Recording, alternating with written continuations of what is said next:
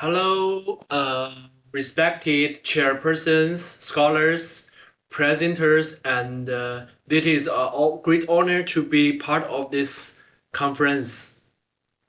My name is Zhang Bo from the Faculty of Education and Liberal Studies, City University, Malaysia. Today, I am honored to present my study entitled Reward Perception, Self-Esteem, and Academic Achievement Among Ningxia High School Students.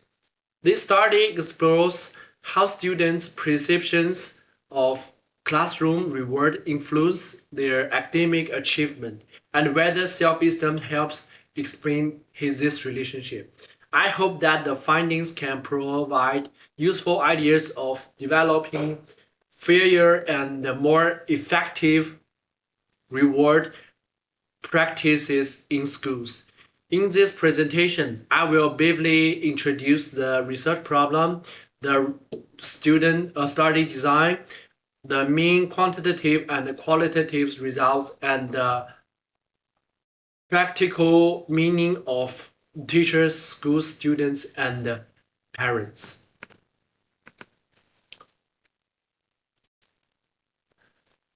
The starting problem is simple. Schools often use prizes, points, or public recognition. But these practices do not always improve learning. Their effect depends on whether students see them as fair, specific, useful, and supportive. The student therefore treats a reward as a form of feedback. It may tell a student that effect was not noticed and the progress is possible, and that a learning strategy worked. This is why identical rewards can produce different responses across students and classroom situations. The main aim is to understand the relationship among reward perception, self-esteem, and academic achievement. The study also asks whether self-esteem explains part of this relationship. In other words, can positive recognition improve how students see themselves, and can this stronger self-view support better learning behavior and academic achievement? The four research objectives on this slide got the full analysis. And this slide shows the complete research route. The study begins with theory and the mediation role. It then combines a student survey with interviews so that the numerical patterns can be explained through real classroom experiments. The survey measures reward perception, self-esteem, and academic achievement. The analyze first checks whether the measures are reliable and suitable. It then examines relationships, predictive models, and the indirect pathway through self-esteem. The interviews are analyzed by them and compared with the quantitative results. Each stage answers a different question: whether the measures work, whether the variables are connected, and how the connection may operate. Finally, both parts are integrated to explain not only whether the variables are related, but also how reward practice may affect students in daily learning. The design table gives the study structure, while the roadmap makes the order of the research process clear.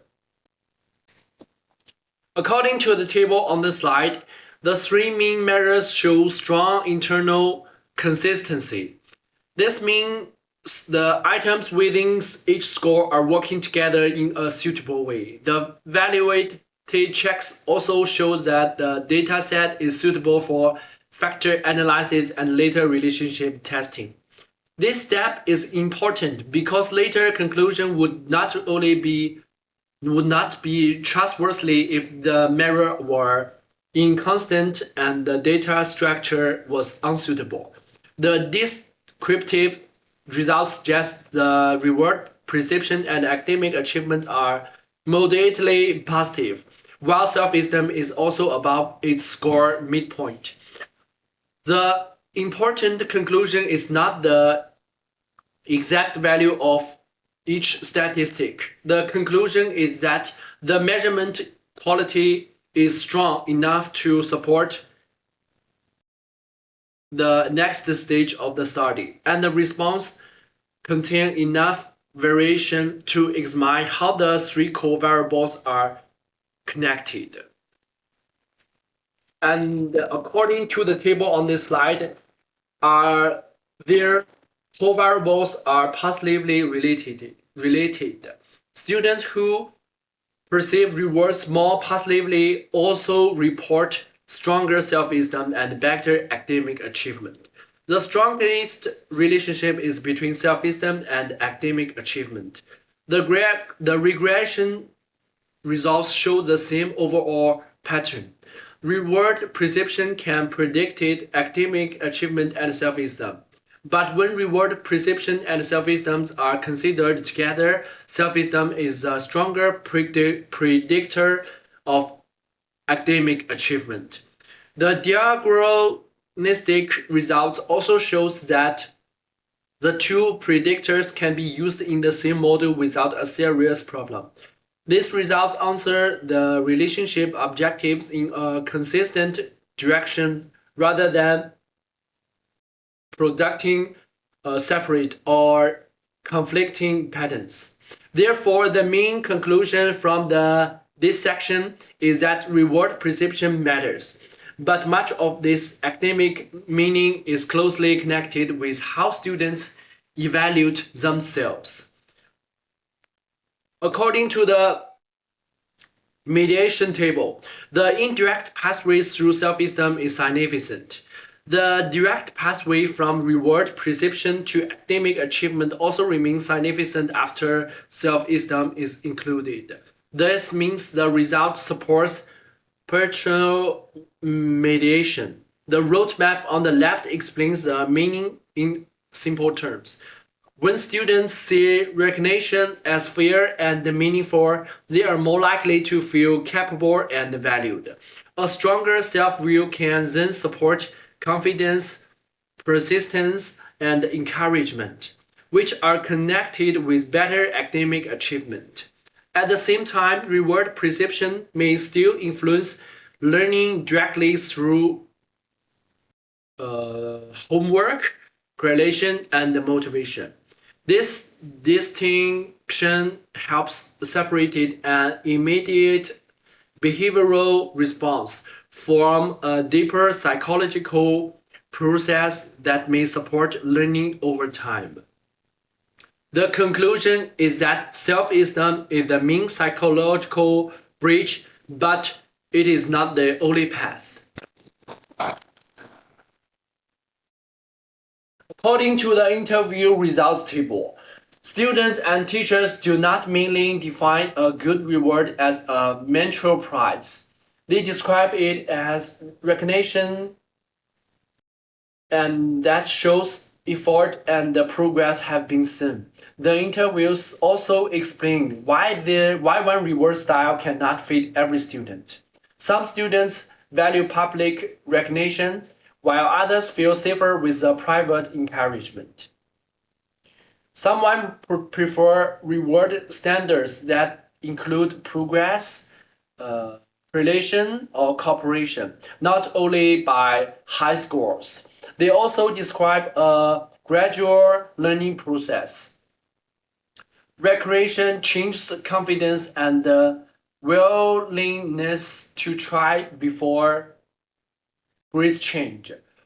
Poorly designed rewards can have the opposite effect by creating pressure, exclusion, or dependence.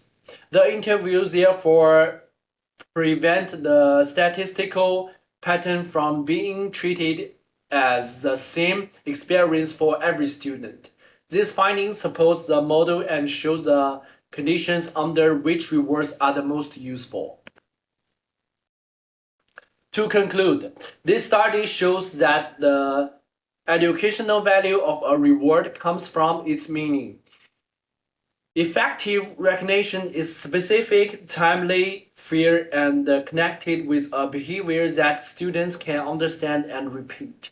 It helps students feel seen, strengths their self-evaluation, evaluation, and support in learning. Teachers should recognize progress, and strategy, not only final scores. Schools should create several paths of recognition and so the same students do not receive every reward. Students should turn prize into a clear next action, and parents should support effect without making approval depend only on grades. Reward practice should also remain flexible because students differ in personality and comfort with public attention. The overall message is that a reward should not simply produce a short response. It should help external recognition becomes suitable internal motivation. Okay, thank you for listening.